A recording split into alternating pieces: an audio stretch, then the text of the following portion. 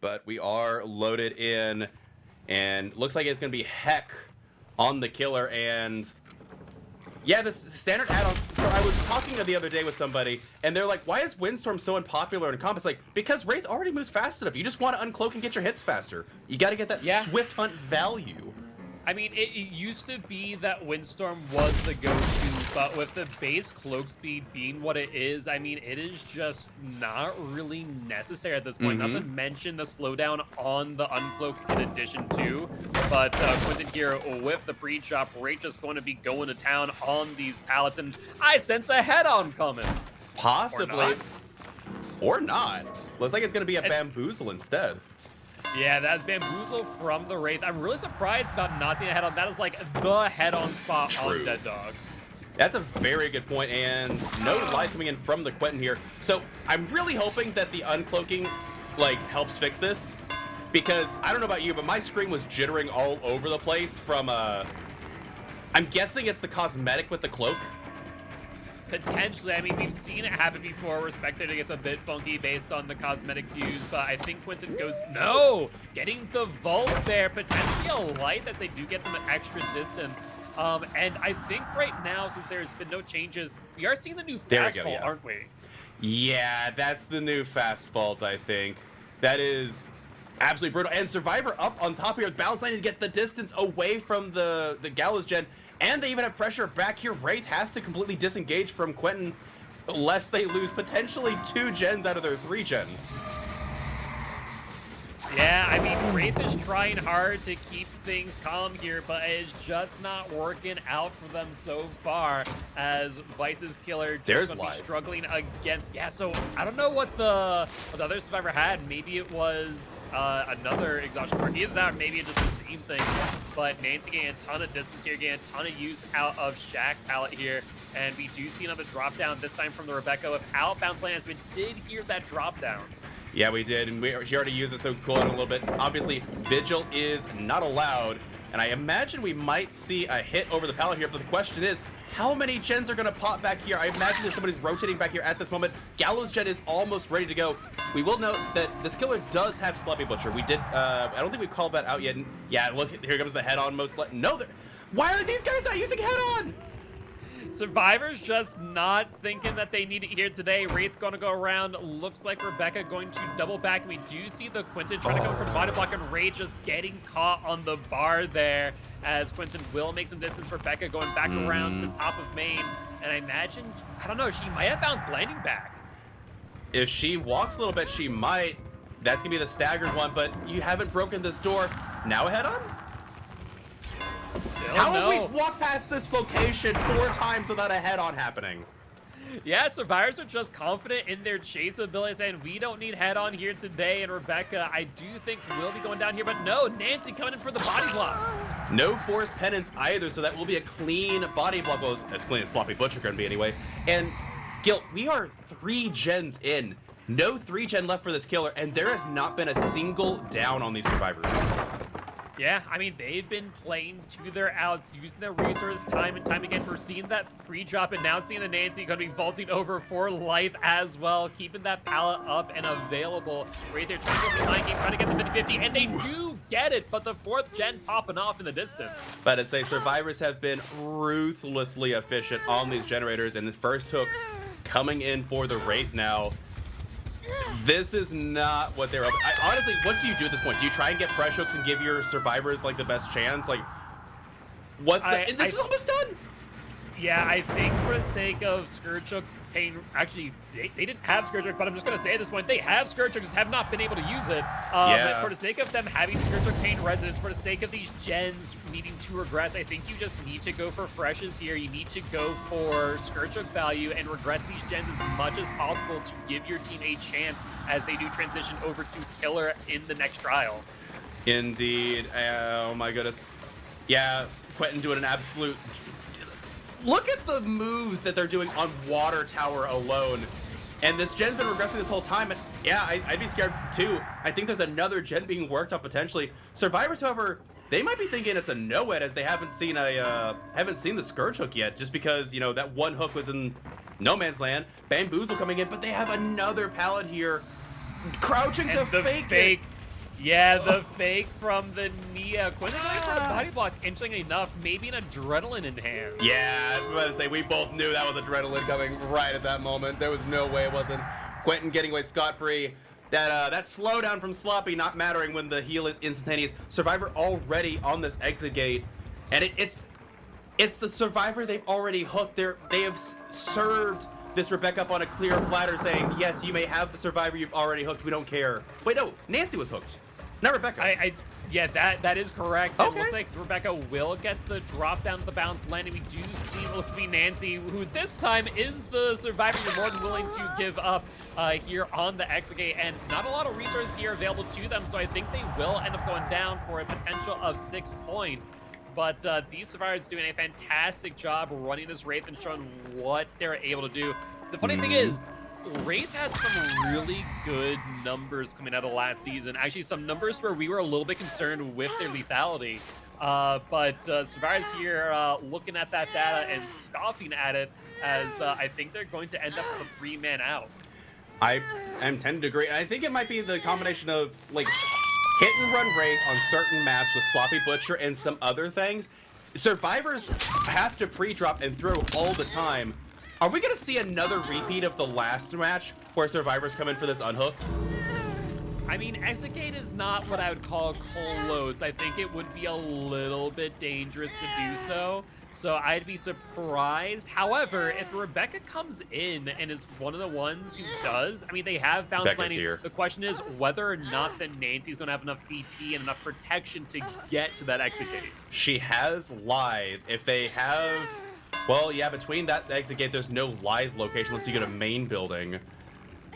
And I think you get to the window in 10 seconds, especially with a body block, too. But I say, if you can get head on, then maybe. There's the unhook, there's the hit. Rebecca to get hit as well. Where is the Quentin? Yep, she goes up for the bounce landing like I expected, but Wraith kind of trying to find where they're going to go and potentially, you know, get them on the drop. But they have to watch out for Hatch. Yeah, that's exactly right. Now they have to be concerned about if Rebecca drops down 3 out the exit gate. There's 1, 2, 3. There's There the comes the hatch play. Oh my goodness, that was executed straight out of a playbook. My goodness. Totems in case of a no-ed and a whole lot more. With that being said, Wraith up on top of the Dead Dog Saloon. Take a look around, seeing if they can find a Survivor early on. And there's a crow. About to say, the killer instinct inside both of us, like, nope, that's a crow. We know where you spawned. Yeah, I mean, the people forget about that all the time. The crows are so valuable when it comes to information gathering. Claudette taking an unfortunate hit there through that pallet as well. And here's where it begins. The Claudette gonna need to go into the chase of the life as the Wraith is gonna body block this Jack pallet. Oh no, and that is gonna be an... So Bamboozle, we just saw Sloppy and Corrupt Intervention. So one of the perk has been identified. I was going to say, it happened so fast, I didn't get a chance to ask. At what point do you say cleanse all the totems? What, like, can you identify the 4th perk? Do you start cleansing before you identify the 1st perk? Now it's just as a possibility. You can't afford to start cleansing totems. You just got to do the gens. That was a very, very early down for this killer. Yeah, I mean, that's the biggest thing, right? It really depends on a lot of different factors. We see Ace here trying to work out that gen. Will take that before the pallet drop, and looks like Wraith content with that. Will go back to the basement to check on their hooked Survivor. I say, checking on it, looks like nobody is there for the unhook. Looks like they're just concentrating on the edge of the map here, and like, yeah, but say Wraith, like, why not? Let's go for a chase on this David here, and they will take chase. Probably going to result in a really good fake there from the Wraith, waiting it out, and they will get the kick and just going to leave it there. But I say, you secure 2nd stage, and that's enough. What we haven't seen the Nancy, so yeah, it looks like Nancy will be coming in for this unhook. They take a tag. Can you possibly body block the Claudette in here? Oh my goodness. Yeah, that's what they're going to try to do. Nancy actually kind of hindering their progress out of the basement as well. That's going to be more than 10 seconds. Yeah, Claudette going to be going back down into the basement. It's a little bit unfortunate when you look at what's happening there. Nancy's trying to get around the Wraith as well, and Claudette just could not get past the Nancy. Yup, and without a decisive strike, that is going to be 2nd stage coming in for Claudette. And as of this moment, at 5 gens remaining, the tie condition has been set. They only need one more hook to secure this victory and a 2-0 record going into round number 3. David taking a hit, no head-on insight as I don't think Ace even had a chance to reset or anything. And yeah, I don't think so either. And Nancy, nowhere to be seen so far, though. That may have been them over by that tile. But I think it might have been the Ace, because that's where Ace was last time on the generator. Yeah, this generator's almost ready to pop, but they do actually pop it right there. And I was just looking... I think this race thinks they were Michael Myers. they were peeking through the gap there, seeing the Nancy up top. No, actually, that is the David, it looks like, who will come in for the unhook, but the trade here will result in the same. But Claudette getting up in front, and it looks like they're going to try and go for the body block for what it's worth, but they can't do this forever, lest the Claudette go back up on hook, and will result in a win here for Cynic. But to say, you can also just, kill the David. They're not even playing it to win. They're playing it like a methodical comp game. They're not even like teasing the idea. It's like, oh, I hook David and I win. It's like, nah, I'm just gonna tunnel the survivor out like I would every other game of Dead by Daylight competitive. It's like, I mean, all right. Muscle memory is a thing after all, and they're just kind of going through the motions here. And with this kill here, Cynic will secure victory here in round number 2. Keep in mind, though, Vice is not out of the running just yet, as if they do get a 2-1 record here in round 3, they still have the possibility of receiving an invite to Season 8 of Champs and Fog. But I say, yeah, we get, like, it's 2 per qualifier, right? Yep, it's 2 per qualifier. Obviously, the 3-0 is guaranteed, and then there will be 2 2-1 records. And based on the tiebreaker algorithm, will determine who comes in second place. And obviously, we have other qualifiers going for Group B, because I think, like you said, Pugdom is starting their qualifiers as well. So honestly, a really good place to get started. Group A is just brutal sometimes. Like this. It's crazy because I remember Group A when it started out, when we finally split the 2 apart, because there was like, there were so many teams wanting to get in. And I remember it was the first Group A was like 8 teams, and then quickly we had to split into 2, A1 and A2, because there's so many good teams. Yeah, no, and it only continues to get larger and larger, and that's why we're also offering things outside of our leagues now, from 1v1 tournaments, DVDCC-esque charity tournaments. We have COTFCC, which is just DVDCC with a few little changes, but all for the better, we promise, from moving it from single elimination in the group rounds to Swiss tournament with a cut to top 8. And so hopefully you all are excited for that, especially the charity tournament tomorrow. There is a $500 prize pool. It is DVDCC-esque, so we're going to have right now upwards of 4 rounds of Swiss with a cut to top 8. And I mean, with there only being 13, maybe 16 teams, you have a really good chance of receiving first through 4th, which is going to receive prizing. It's pretty sweet, not gonna lie. Not to mention, oh, I thought they were gonna get that hit. I was like, yeah, you get that hit, you just gotta aim a little bit higher. And no, you can't break it either. You can't have your cake and eat it too, buddy. Sorry, but. Yeah, no, Wraith going for a little bit of a cheeky hit, but ended up missing there. And we will see, is that a renewal, it looks like? Looks to be the case. You do love to see it. Renewal, very strong. I would say it's probably one of the stronger perks that we see in comp these days against these, lower tier killers like Wraith and such, is because Deli's insane, but like... What is it? Inner Healing and Renewal are just super common, it feels like. Yeah, I mean, they're good healing perks. At the end of the day, we do see David coming in, will force the 1-for-1 trade. Yeah, David just was not able to get it in time. Wraith doing a great job just changing targets mid-chase, going for the David instead of the Nancy. And now it's looking like Ace will be sent back to Campfire via the entity before too long. About to say, there's no way they can get around to it. And we did see the 4th perk. It was Pain Resonance. So no, Ed. This killer, I'm kind of surprised. You knew going into this, okay, all you need to get 1 kill to secure the win. They didn't go for, spreading out the hook stages, trying to get extra points. They didn't go for like the easiest win con. They went for the straight tunnel out. They didn't bring Noah to secure the victory. This was just like pure traditional comp playstyle. They didn't waver in the slightest to adapt for a win con. They're like, nah, we're just gonna play this like we would any other comp game. The win condition doesn't matter. I just want to 4K this team. Yeah, and they are looking to do that as they are in chase of David. David getting caught out here. Pallet just a little bit too far away. Very, very close. But yeah, this will be, I believe, second hook for David. Yeah, because they had renewal, so they have been hooked once. And being this close to the hatch, I do not think this Nancy is going to be able to get out of this game either.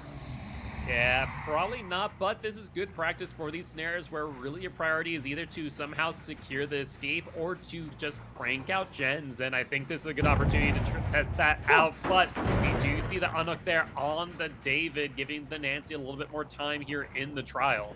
Indeed, and worth noting is that there is no renewal on the David as they have not managed to heal back the second survivor, so not going to get a free heal out of that one. And Nancy going to be on the chase of their life here. I wonder if David maybe goes back to Water Tower Gen, try and finish that generator, but yeah, blocking up that window. Nancy's going to be zoned out into a very unsafe Talon, dropping it in. Oh, here comes the staring contest. Yeah, but Wraith wins out on that one, and keep in mind, Shack Pallet is up, but vaulting the wrong... Actually, maybe that was purposeful. Maybe they're trying to revault while the Wraith was cloaked. So that was my only thought there, but Nancy will get the drop here this time around, just holding their ground, though, trying not to go down too quickly. And not sure what David's doing. I imagine they might be on a gen right now. Nancy, though, with the fake, will end up going down. But I say, you can do a pain res and find out real fast if that David's doing a generator, but I couldn't tell if I heard or not, but I don't think they're on the Water Tower gen like I thought that before, so I think we're only going to see 3 generators completed. Yeah, it looks like that. It was not, so David still has a chance for that 4th gen. Yeah, they're up on Gala, or Saloon, sorry.